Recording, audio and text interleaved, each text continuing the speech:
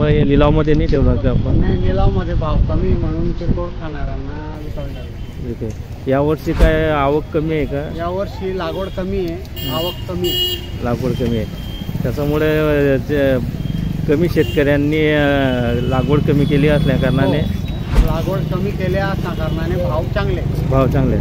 आता काय भावाने विक्री करताय आपण? आता हे 7,000च्या भावाने विक्री करतो. लोक घेत आहेत, लोक घेत आहेत.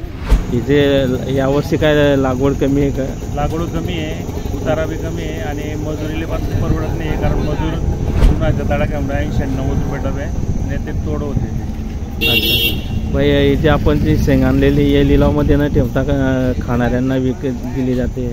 व्यापारी शेंगाला कमी भाव देत आहेत. आवक कमी असल्याने त्यांच्या मर्जीप्रमाणे ते भाव मागतात, त्याच्यामुळे बाहेर हात विक्री करून ते आम्ही देत आहे. म्हणजे शेतकऱ्यांना ते परवडत आहे.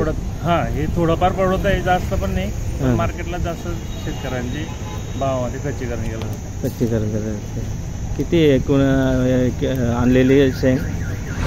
सर्व 40 क्विंटल. आता अर्धी आणलेली, अर्धी अजून घरी पडलेली. बरोबर. दादा काय खरेदी केली? शेंग उन्हाळी भुईमुग शेंग. हो, उन्हाळी भुईमुग. काय भाव आहे? 7,000 रुपये. 7,000 रुपये. हो. आवक कमी आहे का? आवक कमी आहे म्हणूनच भाव आहे. भाव आहे. हो. किती किलो घेतली? 50 किलो. 50 किलो घेतली. ओके.